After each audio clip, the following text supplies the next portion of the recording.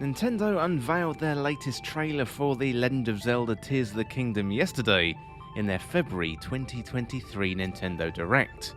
Well, this was the longest trailer that we got so far for Tears of the Kingdom, coming in at around 2 minutes and 18 seconds, and it was jam-packed full of details. Today I'm going to recap the trailer, then we can go through frame by frame, looking at all the details, plus we got confirmation of the release date and a really good looking collector's edition as well. Well, if you're new around here or find this useful, don't forget to hit that subscribe button down below for all the latest Zelda content and turn on notifications by hitting that bell. Well, before we get into it today, let me know in the comments what you thought of the latest Tears of the Kingdom trailer, and you can also stick around until the end of the video where I go through your comments sent to me on a post immediately after that Nintendo Direct.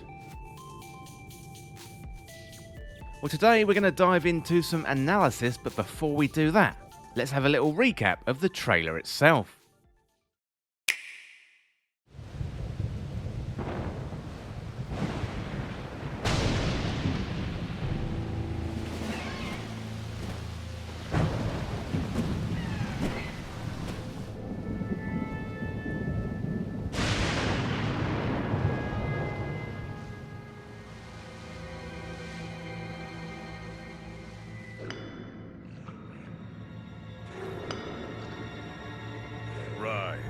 Rise, my servants. Sweep over Hyrule. Eliminate this kingdom and her allies. Leave no survivors!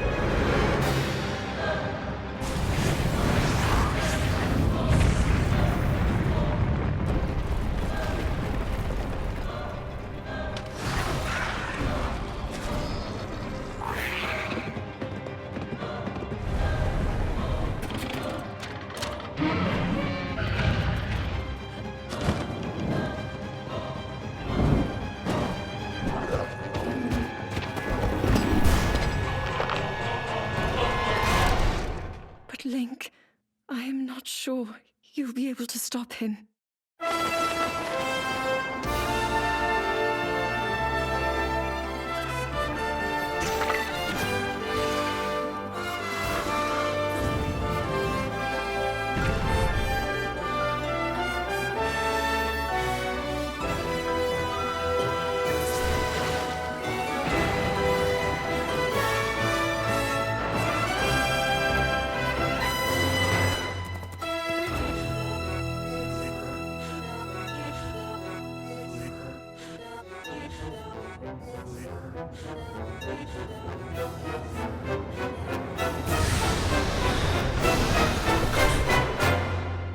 Please, lend him your power.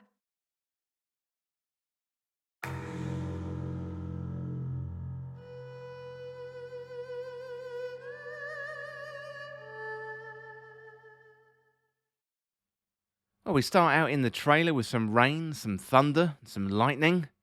Camera pans out and overlooks Hyrule, and we can see one of those green swirls, which we definitely have seen before. So back in that first trailer in 2019, we saw one of these green swirls above Ganondorf's corpse, and here we see another one on Hyrule Field. Well, in the next shot, we see some new enemies. So we've got flying enemies, and they look like a cross between bats and frogs. They've got a really large wingspan. There's clearly a new enemy type in the game. It definitely makes sense that we got more flying enemy types, given we're going to be spending much more time in the air this game, travelling up and down from those sky islands. Well, next up we see a wide shot of Hyrule, and we can see two glowing towers. So we're quite far away from those towers, and it's not really clear if they are the same Sheikah towers from Breath of the Wild, or they are something different. They're lit from the ground, but also glowing in the centre. And we can also see in the background a glowing etching on the ground. That looks like it's been created on the surface of Hyrule. And we did get a glimpse of this before in the name reveal trailer when Link was riding on his airwing. Well, the music is dark and ominous, but we see a shot from a sky island looking down on Hyrule itself, and we cut to a shot of enemies mining. It looks like Lizalfos and Bokoblins. One of them is hammering some material stuck in the rock. It's not really clear where this is. It could be underground, given it's very dark. And to the right hand side there we can see some blue flames, which we have seen in the game before, and they represent spirits. Well, next up we've got a couple of important details. So we hear an ominous voice say, "Rise! Rise, my servants, sweep over Hyrule, eliminate this kingdom and her allies, and leave no survivors." So this is very likely to be Ganondorf, and we're going to get onto him much more later on. Also very important, when we first hear the words "rise," in that shot there we can see the Hylian Bridge, and on that bridge it appears to be a three-headed dragon. So this isn't one of the mystical dragons, Dinrel, Farosh or Naedra. This dragon is a different shape. So I don't know if it lives on the bridge or if it roams around the world, but this could be an indication of world bosses, much like we had Lionel's in Breath of the Wild. So we have seen a three-headed dragon in the Legend of Zelda series before, and that is called Gleeok. This three-headed dragon was in the original Legend of Zelda, plus also the Oracle games and the Minish Cap. In the same shot as well, we can see Malice pouring out the top of Death Mountain, which now appears like it is overflowing with malice. Well, briefly then, we see a shot of Hateno Village. Once again, we can see a green swirl in the middle. So these could be warp points, or definitely points of interest in the game, most likely related to Link's new abilities. Well, next up we can see Link looking up at a blood moon, and the blood moon cycle was very important in Breath of the Wild, where Ganon's power was very, very strong, and Princess Zelda struggled to hold him back. So we saw the demise of Calamity Ganon at the end of Breath of the Wild, but given we've got a full blood moon here, and it is looking even more deadly than ever, it appears as if this is signalling the return of Ganondorf. Projectiles of malice shoot from somewhere. At first it looks like it's coming from the blood moon, but the angles aren't very clear. Then we see a huge explosion, followed by the ground crumbling and Hyrule Castle raising into the sky. Well, bokoblins are being hit by this projectile malice, and it appears as if they're being transformed. And they also have spiked horns coming out of the middle of their heads, and we can see more enemies get hit by malice, and perhaps even a couple of new enemy types. Well, Link gallops by on his horse, and we move to a shot of Link standing in a blue circle, which has a Sheikah symbol underneath his feet, and he's surrounded by what looks to be guardian legs, mechanical, reaching arms or legs with pincers, looking to grab and cause harm to Link. We can see more bokoblins and also a Hinox chasing Link, and then Link running and jumping off a ledge in Hyrule in classic Link style, using his glider to full effect.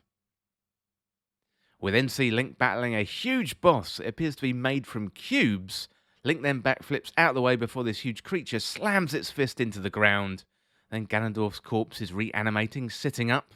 Then we cut to a shot outside of Hyrule Castle, with Malice bursting from the ground, propelling Hyrule Castle into the air.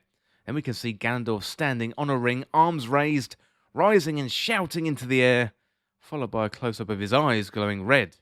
Now, I think if there was any doubt that Ganondorf would be back, we can forget about that doubt now. Not only is he back, he also seems pretty angry as well. Well, Princess Zelda then says, "But Link, I'm not sure you're going to be able to stop him." And I'm assuming here that she's talking about Ganondorf. Now, what exactly happens in that scene where Link and Zelda find Ganondorf's corpse underground is unknown at this time, but we are getting more and more clues as to what is going on. Link then dives from a sky island, eyes closed and falling. He's using a bow and arrow which appears to be homing in on enemies, which may be a new arrow type that we haven't seen before. Link then grinds on some railings using his shield as a skateboard or a makeshift surfboard. Well, next up is very interesting indeed. So Link is using his right arm and projecting green magic out of it and appears to be controlling some kind of puzzle piece. He's up here in the sky on one of these sky islands, and given we haven't seen the shrines just yet, it could be the sky islands are replacing the shrines. We have to explore Hyrule and solve puzzles here in the sky. Now that isn't confirmed, just looking at what we've got here in front of us on the screen. Now, I don't think we've seen shrines. Do correct me down there in the comments if I'm wrong.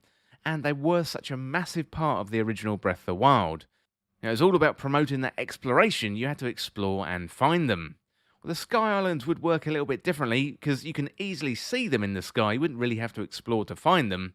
We're just going to have to wait and see what happens here, but Link looks like he's solving a puzzle with his right arm and that green magic. Well, next up we've got some new weapons, so it looks like Link is using some kind of cannonball projectile throwing device, which explodes onto some rocks. We've seen Link using a flamethrower, now we're seeing him throwing explosives, so it's really, really good to see some new items or weapons to use in Tears of the Kingdom. We then see a mystical creature, which looks like it could be some kind of spirit. Perhaps it's Princess Zelda. Maybe she died, and she's now a spirit. Link appears to be holding out his right hand, and this new right hand with long nails, he's holding the hand of this mystical creature. This could be a dead Princess Zelda, or it could be a manifestation of the goddess Hylia herself, reaching out to Link and lending him her power. Well, Link is looking up into the sky, looking through his fingers, clenching his fist, extending his fingers once again, looking in wonder at his right hand, so perhaps this is the moment where he gets his new abilities. We cut to Link using his new powers, raising something out of the water, and at first I was just thinking this was a block of some kind, but actually it turns out to be a wheel, and we see that used later on in vehicles. So this power looks very similar to the magnesis power from the original Breath of the Wild, although this time perhaps things don't need to be metal. It appears to provide some kind of confirmation that Link doesn't have the Sheikah Slate, and instead he's using his right arm to create those powers which mimic the runes from the original Breath of the Wild. So Nintendo could attempt to simplify all those runes down into a couple of arm powers, but we've seen Link using the green magnesis replacement a couple of times in this trailer. Well, as I mentioned before, Link raising that wheel out of the ground before. Next up, we see a shot of Link driving a car or a vehicle of some kind. It appears to have 4 wheels, 2 headlights on the front, and what appears to be some kind of energy cell in the middle. So really interesting with this car, those back wheels look very, very similar to the wheel that Link raised out of the water. So it could be we have to travel around Hyrule, gather items and pieces of vehicles and put them together. So next up we've got a couple of other vehicles. We see a hot air balloon, although we can't see who's riding it. And we also move on to another sky vehicle, this time what looks to be some kind of sky car. So Link is way up high in the sky, and that car on land and the vehicle in the sky do look kind of similar. So it could be we're about to get some kind of build your own vehicle situation in a Zelda game, where you roam around Hyrule finding pieces, plugging them together and creating different vehicles. And that concept is absolutely kind of wild. I don't think anyone predicted that, and that looks really, really interesting. Well, finally we see a shot of Malice bursting from Ganondorf's corpse himself, and this is what attacks Link. We see Link in anguish, half of his shirt has been burnt off, his arm is scorched, and then Link dives down and reaches out to Princess Zelda. And we hear that phrase, "Please, lend him your power." And we end with Princess Zelda falling, Link desperately reaching out to her. Who is Princess Zelda speaking to when she says, "Lend him your power"? Is that going to be Goddess Hylia, or is it that being from the name reveal trailer in the tapestry? Well, it really looks like the introduction to the game is shaping up, so this isn't confirmed, but putting all the pieces together, Link and Zelda find Ganondorf's corpse, Malice then erupts from Ganondorf, causing an earthquake, killing Princess Zelda, and mortally wounding Link.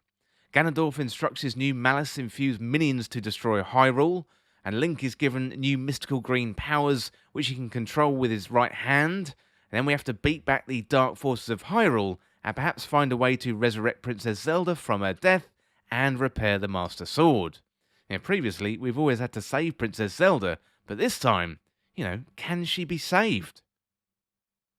Well, it is all very exciting stuff, to be honest, and Nintendo managed to show a lot in that trailer, but also not give away too much either. The release date has been confirmed at the 12th of May 2023, plus we've got a collector's edition to look forward to, so that's your thing. You can sign up to register your interest in that collector's edition via the Nintendo Store. So just head on over to the Nintendo website, search up Zelda Tears of the Kingdom, and you're going to find a link to register your interest in that collector's edition there. Well, yesterday I did put a post after the Nintendo Direct, and I wanted to get your instant reactions, so I do have a couple of those here. So Espen Selle says, "I bet it's going to be possible to build vehicles by putting objects with different properties together. Also, is there a Dark World now?" And Ganondorf's voice was a little bit generic. So yes, Espen, thank you for the comment. That's really, really cool. As you mentioned, it's probably going to be possible to build vehicles. That looks really, really interesting. I'm not sure if there's going to be a Dark World. We haven't had any confirmation of that just yet. Although we do have two very different looking links. So whether it is a light or dark world situation or it's time travel going from the present back to the past, we're just going to have to wait and see. Well, next up we've got Brown Eyes 89. So I think the mural in the other trailer wasn't what happened in the past. It is a prophecy. So that is a very good point, Brown Eyes. So thank you very much for that. Crunchy Cookie. I don't even have any additional thoughts yet. I'm just too excited. I can't get over it. Well, Crunchy Cookie, I share your excitement. I cannot wait for the 12th of May 2023. It's going to be really, really good. Then Cool Knight says, I really want the collector's edition, but I'm afraid it might be sold out by the time I get the chance, even if it's on launch day. Absolutely, Cool Knight. I really want to get that collector's edition too. And then what you want to do is head on over to that Nintendo store, and then hopefully you'll be able to register your interest in that collector's edition. So good luck. I really hope you get it. Well, finally, we've got Yeti Master Studios, and they simply say, can't wait. And Yeti Master Studios, I agree with you, it's going to be absolutely fantastic. Well, let me know in the comments what you thought of that trailer, and also that breakdown too, and let me know if you think I missed anything. It'd be great to hear your theories as well. Well, that is it for this look at the Legend of Zelda Tears of the Kingdom official trailer number 2, and that is the breakdown and the analysis for today. And as always, thank you so much for watching or listening. For more Legend of Zelda content like this, hit that subscribe button down below and subscribe to Triforce Times. Or you can check me out on Twitter at Triforce Times. Well, if you enjoyed this video, found it useful, liking and sharing the video would really help me out. Otherwise, check out the other videos on the channel. Well, thanks again. I'll see you soon.